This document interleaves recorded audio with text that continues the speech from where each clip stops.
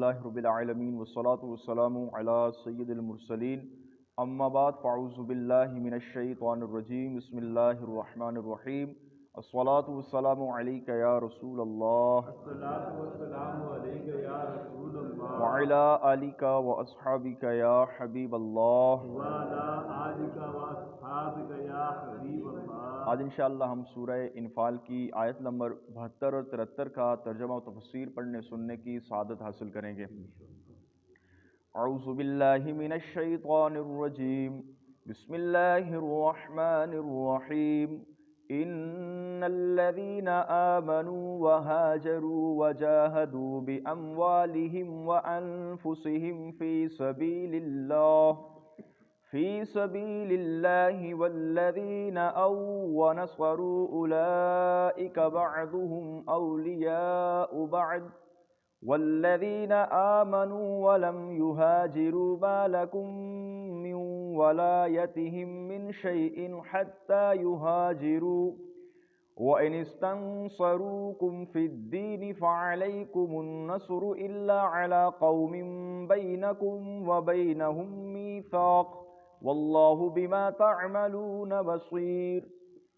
ترجمہ کنز العرفان۔ بے شک وہ لوگ جو ایمان لائے اور ہجرت کی اور اللہ کی راہ میں اپنے مالوں اور جانوں سے جہاد کیا،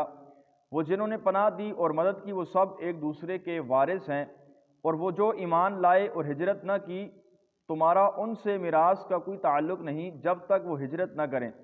اگر وہ دین میں تم سے مدد مانگے تو تم پر مدد کرنا واجب ہے، مگر یہ کہ ایسی قوم کے خلاف مدد مانگے کہ تمہارے اور ان کے درمیان معاہدہ ہو، اللہ تمہارے اعمال کو دیکھ رہا ہے۔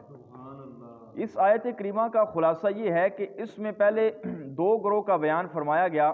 نمبر ایک مہاجرین اولین، یعنی یہ وہ لوگ ہیں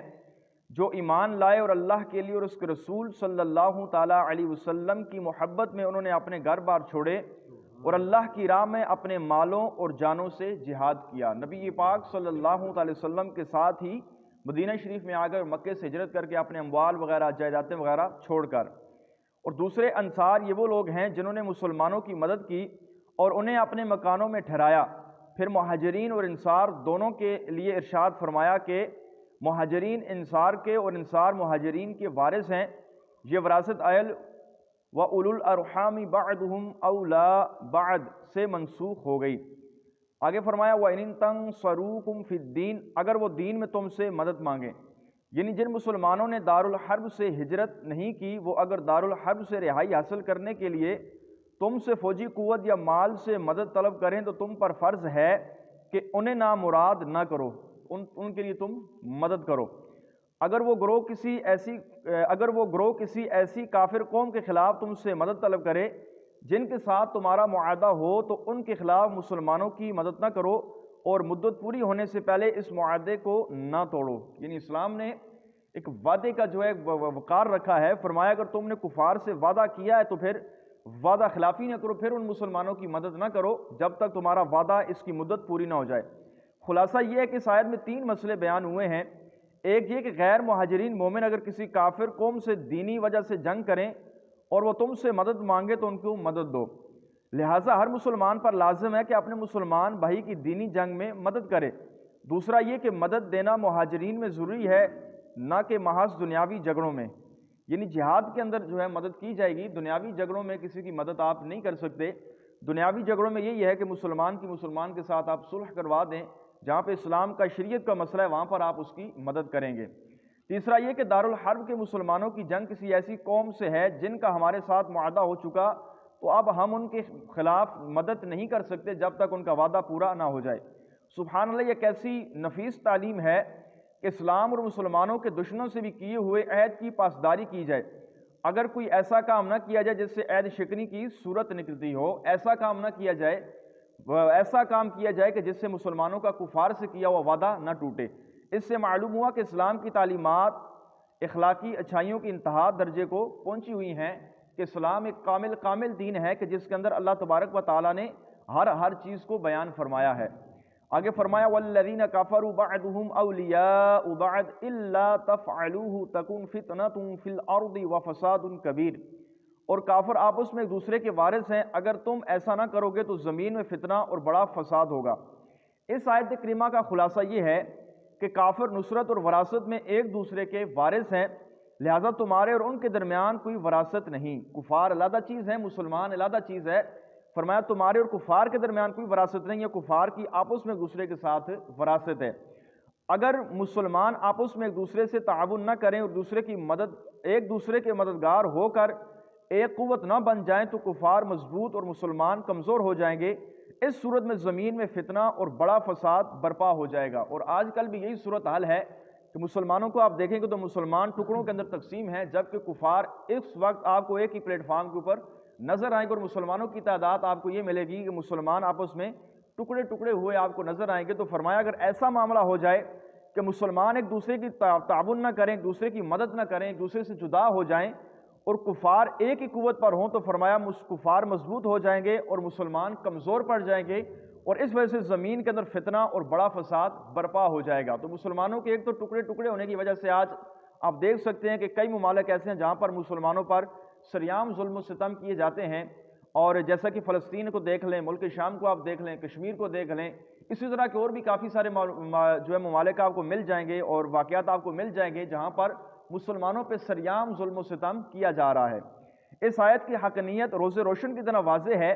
کہ مسلمان کو آپس کے عدم اتحاد پر فرمایا گیا تھا کہ اس سے فتنہ اور فساد کبیر ہوگا۔ اب اگر کوئی دیکھ سکتا ہے کہ آج مسلمانوں کے خلاف فتنہ اور فساد کبیر ہے یا نہیں، اس کی وجہ بھی مسلمانوں کا عدم اتحاد ہے، یعنی مسلمانوں کا آپس میں متحد ہونا نہ ہے۔ اس وجہ سے کفار جو مسلمانوں پر آج بھی سوار نظر آتا ہے۔ اس آیت سے ثابت ہوا کہ اللہ تعالیٰ نے مسلمانوں کو کافروں کی دوستی اور ان کا وارث بننے سے منع کیا ہے کہ کفار کو آپ دوست نہیں بنا سکتے، کفار آپ کا وفادار نہیں ہو سکتا، کہ جو آپ کے رب کا وفادار نہیں ہے، اللہ کو چھوڑ کر غیر اللہ کی عبادت کرتا ہے، تو فرمایا وہ تمہارا وفادار کیسے ہو سکتا ہے۔ تو ایک تو جو ہمارا یہ نعرہ ہوتا ہے کہ کسی کو کافر نہیں کہنا چاہیے، سارے بھائی بھائی ہیں، کفار کو بھی کافر نہ کہو، تو یہ بات غلط ہے۔ قرآن پاک نے دونوں کے اندر فرق واضح کیا ہے کہ کفار ایک دوسرے کے وارث تو ہو سکتے ہیں، مسلمان کسی کافر کا وارث نہیں ٹھہر سکتا۔ ان سے جدا رہنے، مسلمانوں کو آپس میں میل جول رکھنے، ایک دوسرے کا معاون و مددگار بن کر مضبوط طاقت بننے کا حکم ہے۔ لیکن افسوس فی زمانہ ایک گھر سے لے کر عالمی سطح تک اس معاملے مسلمانوں کا حال اس کے الٹ ہی نظر آ رہا ہے کہ مسلمان اپنے گھر میں ہی اپنے بہن بھائیوں کے ساتھ میل جول رکھنے، مشکلات حل کرنے میں ایک دوسرے کی مدد کرنے اور ایک دوسرے کے دکھ درد دور کرنے میں، ایک دوسرے کے دکھ درد میں شریک ہونے سے بیزار ہو چکے ہیں۔ کہ آج گھر کے اندر بھی آپ دیکھ سکتے ہیں کہ پہلے تو ہمارے گھروں کے اندر بھی اتحاد نہیں ہے، بھائی بھائی سے روٹھا ہوا ہے، بہن بھائی سے روٹھی ہوئی ہے، شوہر اپنی بیوی سے روٹھا ہوا ہے، اسی طرح باپ اپنے بیٹے سے روٹھا ہوا ہے۔ تو فرمایا کہ تو ان کے گھروں کے اندر بھی اتحاد نظر نہیں آتا۔ یہی حال پڑوسوں اور دیگر رشتہ داروں کے ساتھ ہے۔ اسی طرح ایک علاقے کے مسلمان دوسرے علاقے کے مسلمان سے، ایک شہر کے مسلمان دوسرے شہر کے مسلمان سے، اور ایک ملک کے مسلمان دوسرے ملک کے مسلمان سے باہمی الفت و محبت، تعاون و مدد کو تیار نہیں، بلکہ عمومی طور پر مسلمانوں کا حال یہ ہے کہ وہ مسلمانوں کے بجائے کفار سے بہرحال صورت دوستی کرنا چاہتے ہیں اور اپنے مسلمان بھائیوں سے دور ہیں، اور ہر طرح کی قربانی دے کر ان سے بنائی ہوئی دوستی کو مضبوط کرنا چاہتے ہیں۔ اگر کسی کافر ملک کی کسی مسلم ملک کے ساتھ جنگ شروع ہو جائے تو اپنے مسلمان بھائیوں کے ساتھ تعاون کرنے اور کفار کے خلاف ان کی مدد کرنے کے بجائے کافروں کا ساتھ دیتے ہیں، اور مسلمان بھائیوں کو تباہ و برباد کرنے میں کافروں کو ہر طرح کی مدد دیتے اور ان کی تھپکیاں حاصل کرنے کی کوشش کرتے ہیں تاکہ ان کی اپنی حکمرانی قائم رہے، ان کی عیش و مستی میں کوئی کمی نہ ہو جائے۔ اس وجہ سے ہمارے مسلمان کفار کا ساتھ دے کر اپنے ہی مسلمانوں پر ظلم کرتے ہیں۔ اللہ تعالیٰ مسلمانوں کو عقل سلیم عطا فرمائے اور اپنے دین و مذہب کی تعلیمات کو سمجھنے، ان پر عمل کرنے اور ان کے تقاضوں کو پورا کرنے کی توفیق عطا فرمائے۔ آمین بجاہ النبی الامین صلی اللہ تعالی علیہ وسلم۔